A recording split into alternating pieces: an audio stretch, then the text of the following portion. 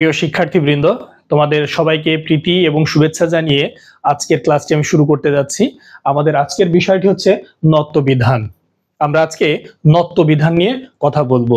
তোমরা জানো বাংলা ব্যাকরণের খুবই গুরুত্বপূর্ণ একটি অংশ হচ্ছে নত্যবিধান। তবে এই টপিকে যাওয়ার আগে আমি একটু সামগ্রিক কথা বলবো এবং প্রাসঙ্গিক কথা বলবো। তোমরা এটা খুব মনোযোগ দিয়ে শুনবে বলে আমি আশা করি। আমরা সবাই জানি বাংলা ব্যাকরণে বাংলা ভাষার অপপ্রয়োগ এবং শুদ্ধ প্রয়োগ এই নামে একটি প্রসঙ্গ আছে বা বিষয় আছে, যাকে আমরা সংক্ষেপে শুদ্ধিকরণ বলি। আমি আবার বলছি, বাংলা ভাষার অপপ্রয়োগ ও শুদ্ধ প্রয়োগ নামে একটি বিষয় আছে, যাকে আমরা সংক্ষেপে শুদ্ধিকরণ বলে থাকি। এটি সামগ্রিক ব্যাকরণের ব্যবহারের উপর নির্ভর করে, অর্থাৎ সমগ্র ব্যাকরণটা সঠিকভাবে পাঠ করার পরে সেই অনুযায়ী ভাষার ব্যবহারটাকে করাকে আমরা সাধারণত শুদ্ধিকরণ বা বাংলা ভাষার অপপ্রয়োগ ও শুদ্ধ প্রয়োগ বলে থাকি। এই অপপ্রয়োগ বা শুদ্ধ প্রয়োগ নানা কারণে হয়ে থাকে, যেমন বানান ভুলজনিত কারণে হতে পারে, তারপরে উপসর্গ ভুলের কারণে হতে পারে গুরুচণ্ডালী দোষের কারণে, হতে পারে লিঙ্গ বা বচনের ব্যবহারের ক্ষেত্রে, হতে পারে বাহুল্য দোষে দুষ্ট, হতে পারে সমাস বা শব্দের অপপ্রয়োগ। এইভাবে অনেকগুলো বিষয় আসতে পারে। আমি আরেকটু রিপিট করি যে বাংলা ভাষার অপপ্রয়োগ ও শুদ্ধ প্রয়োগ এরকম একটি টপিক আছে আমাদের ব্যাকরণে, যাকে আমরা সংক্ষেপে শুদ্ধিকরণ বলে থাকি। আর এই বিষয়টি সামগ্রিক ব্যাকরণের উপর নির্ভর করে, অর্থাৎ সামগ্রিক ব্যাকরণ পাঠের পরে প্রত্যেকটা বিষয়ের সঠিক ব্যবহারের উপরে নির্ভর করে বাংলা ভাষার অপপ্রয়োগ এবং শুদ্ধ প্রয়োগ, যাকে সংক্ষেপে আমরা বলছি শুদ্ধিকরণ। তো যাই হোক, এই বিষয়টি যদি পুরো একটা বিষয় হয়, তারই একটি অংশ হচ্ছে বানান ভুলজনিত শুদ্ধিকরণ। আমি এটাই বলছিলাম, তারই অনেকগুলো কারণের মধ্যে বানান ভুলজনিত একটা বিষয় হচ্ছে এই শুদ্ধিকরণেরই অংশ। আবার বানান ভুলজনিত এই যে বিষয়টি, তারই এবার একটি ছোট্ট অংশ হচ্ছে নত্যবিধান বা সত্যবিধান। মানে বানান ভুলের যে আমরা একটা নিয়ম পড়ি, প্রমিত বাংলা বানানের নিয়ম, সেই প্রমিত বাংলা বানানের নিয়মেরই আবার ছোট্ট একটি অংশ হচ্ছে নত্যবিধান বা সত্যবিধান। তো আজকে আমরা শুধু আমাদের নত্যবিধানটুকু নিয়ে আমরা আলোচনা করব। আমি পূর্বে যে কথাগুলো বললাম এগুলো আসলে প্রাসঙ্গিকভাবে বলতে হয়, তাই বললাম, কারণ এগুলোর একটি ক্ষুদ্র একটা অংশ হচ্ছে নত্যবিধান। তো আজকে চলো আমরা নত্যবিধান সম্পর্কে একটু আলোচনা করি। আমি এগুলো পরিষ্কার করে নিই।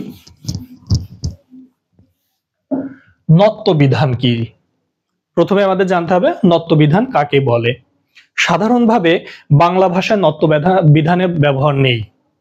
আমি আবার বলি, সাধারণভাবে নত্যবিধানের ব্যবহার বাংলা ভাষায় নেই। তবে যেহেতু আমাদের বাংলা ভাষায় প্রচুর পরিমাণে তৎসম বা সংস্কৃত শব্দ আছে, আর সে কারণেই এই তৎসম বা সংস্কৃত শব্দের ব্যবহারে কোথায় দন্তন্য হবে আর কোথায় মূর্ধন্য ন হবে, এই নিয়মটা যেখানে রক্ষিত হয় তাকে বলা হয় নত্যবিধান। আমি আবার বলি, বাংলা ভাষায় ব্যবহৃত সংস্কৃত বা তৎসম শব্দের কোথায় মূর্ধন্য ন হবে আর কোথায় হবে না, এই নিয়মটা যেখানে আলোচিত হয় সেটাই হচ্ছে নত্যবিধান।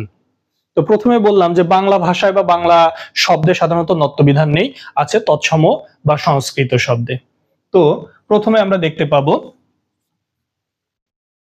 ট বর্গের আগে মূর্ধন্য ন হয়। ট বর্গের আগে, ট বর্গ মানে কি? ট, ঠ, ড, ঢ এবং মূর্ধন্য ন, এই বর্ণগুলোর আগে সবসময় মূর্ধন্য ন হয়। যেমন কণ্ঠ, তারপরে হচ্ছে ঠান্ডা, তারপরে হচ্ছে লণ্ঠন। এরকম দেখো, ট বর্গের আগে সব জায়গায় মূর্ধন্য ন হয়েছে। আবার রি, র, মূর্ধন্য স, এরপরে সাধারণত মূর্ধন্য ন বসে। আমি আবার বলি, রি, র, মূর্ধন্য স, এরপরে মূর্ধন্য ন বসে। যেমন ঋণ, তারপরে কারণ, তারপরে ভাষণ কিংবা ভীষণ। হ্যাঁ, দ্বিতীয় নিয়মটা কি বলেছিলাম? রি র মূর্ধন্য স, এরপরে মূর্ধন্য ন বসে। আরেকটি হচ্ছে রি র মূর্ধন্য স, এরপরে যদি স্বরধ্বনি,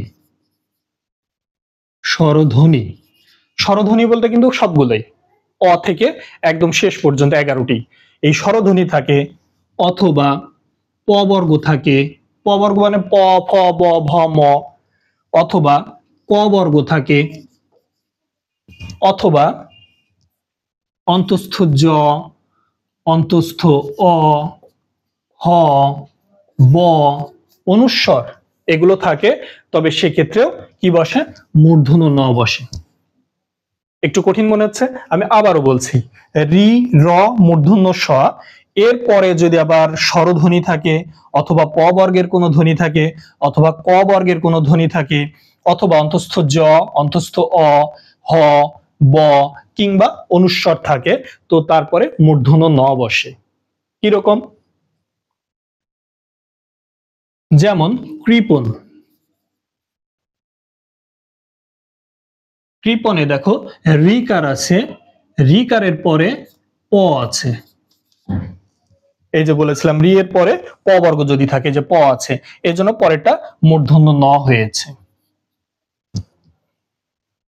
আমি এখানে একটু মুছে নিই, আমার জায়গা সংকুলান হচ্ছে না। আবার দেখো অর্পণ বা হরিণ যদি বলি, হরিণ দেখো আছে যে র এর পরে রস্য ই আছে, এই যে রি র এর পরে যদি স্বরধ্বনি, র এর পরে রস্য ই আছে, এই যে স্বরধ্বনি আছে, তো তারপরেটা স্বাভাবিকভাবে মূর্ধন্য ন হচ্ছে। এভাবেও মূর্ধন্য এর ব্যবহার হয়ে থাকে। এবার আমরা আসছি কোথায় কোথায় মূর্ধন্য ন হবে না। এতক্ষণ আমরা যেটা দেখেছিলাম যে কোথায় কোথায় মূর্ধন্য ন হবে, বলেছিলাম ট বর্গের আগে, তারপরে বলেছিলাম রি র মূর্ধন্য স এর পরে, আবার রি র মূর্ধন্য স এর পরে যদি স্বরধ্বনি থাকে, এবং স্বরধ্বনি অথবা প বর্গ থাকে, অথবা ক বর্গ থাকে, অথবা অন্তস্থ জ, অন্তস্থ অ, ব, হ, অনুস্বর এগুলো থাকে, সেক্ষেত্রেও মূর্ধন্য ন বসে। এবার আসো আমরা দেখব যে কোথায় মূর্ধন্য ন হবে না।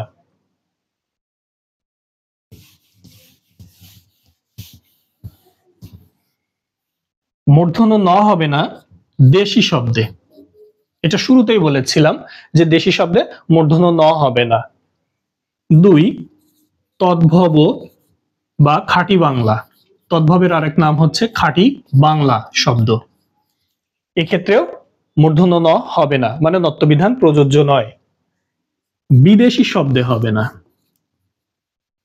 বিদেশি শব্দে মূর্ধন্য ন হবে না। আচ্ছা, ত বর্গীয় ধ্বনি আছে, ত বর্গীয়, এক্ষেত্রেও মূর্ধন্য ন হবে না। যেমন দন্ত, ক্রন্দন, এভাবে। সমাস যোগে গঠিত, সমাস যোগে গঠিত শব্দে মূর্ধন্য ন হবে না। যেমন ত্রিনয়ন, ত্রিনয়ন শব্দে র ফলা ছিল, র এর পরে মূর্ধন্য ন হওয়ার কথা ছিল, কিন্তু যেহেতু এটি সমাসবদ্ধ পদ, সেহেতু এখানে মূর্ধন্য ন হবে না। তারপরে আছে দুর্নাম, এরকম অসংখ্য শব্দ। উল্লেখ্য, বিদেশি শব্দে আমি কয়েকটি উদাহরণ দিই। যেমন বন্ড, বলেছিলাম ট বর্গের আগে মূর্ধন্য ন হওয়ার কথা, এই যে ড আছে কিন্তু এখানে দন্ত ন হবে, কারণ মূর্ধন্য ন হবে না, কেন? এটা বিদেশি শব্দ। অথবা ল্যান্ড, এরকম যতগুলো শব্দ আছে সেক্ষেত্রে বিদেশি শব্দের আগে মূর্ধন্য ন হবে না। তাহলে আমরা দেখতে পেলাম দেশি শব্দে মূর্ধন্য ন হবে না, তদ্ভব বা খাঁটি বাংলা শব্দে মূর্ধন্য ন এর ব্যবহার হবে না, বিদেশি শব্দে হবে না, তবর্গীয় ধ্বনির আগে মূর্ধন্য ন বা নত্যবিধান প্রযোজ্য নয়, সমাসযোগে গঠিত শব্দেও নত্যবিধান প্রযোজ্য নয়। তবে একটি ব্যতিক্রম আছে, সেটা এবার আমরা তোমাকে বলছি। কিছু শব্দে আছে স্বভাবতই মূর্ধন্য ন বসে, কিছু শব্দ আছে যেগুলোতে স্বভাবতই মূর্ধন্য ন বসে, যেমন বেনু, বীণা, কঙ্কন, লবণ, তারপরে মন। এরকম অনেকগুলো শব্দ আছে যেগুলো আসলে মুখস্থ করাটাই খুব বুদ্ধিমানের কাজ। এই শব্দগুলো আসলে কোনো নিয়ম ছাড়া এখানে মূর্ধন্য ন বসে, মানে নত্যবিধান প্রযোজ্য, এই জন্য এগুলোকে বলা হয় স্বভাবতই মূর্ধন্য ন বসে। তো যাই হোক, আমি আরেকটু সামারাইজ করি এই ক্লাসটির, যে আমাদের আজকের টপিকটি ছিল নত্যবিধান। আর নত্যবিধান হচ্ছে বানানজনিত ভুল যে জিনিসগুলো হয়, অর্থাৎ প্রমিত বাংলা বানানের যতগুলো নিয়ম আছে তার মধ্যে অন্যতম একটি বিষয় হচ্ছে নত্যবিধান। তো নত্যবিধান কোথায় প্রযোজ্য? নত্যবিধান কেবল প্রযোজ্য সংস্কৃত বা তৎসম শব্দের ক্ষেত্রে। দেশি বা বাংলা শব্দে, খাঁটি বাংলা বা তদ্ভব শব্দে, বিদেশি শব্দে, সমাসবদ্ধ শব্দে, এই জায়গাগুলোতে নত্যবিধান মোটেও প্রযোজ্য নয়। তাহলে প্রযোজ্য কোথায়? রি র মূর্ধন্য ষ এর পরে, ট বর্গের আগে, তারপরে রি র মূর্ধন্য ষ এর পরে যদি প বর্গ, ক বর্গ, স্বরধ্বনি এগুলো থাকে, তো সেক্ষেত্রে নত্যবিধান প্রযোজ্য। আরেকটি হচ্ছে কতক জায়গায় আছে একদম স্বভাবতই মূর্ধন্য ন বসে, মানে নত্যবিধান প্রযোজ্য। তো যাই হোক, আজকে এই পর্যন্ত। পরবর্তী দিনে আমরা সত্যবিধান নিয়ে আলোচনা করব। ধন্যবাদ তোমাদের সবাইকে।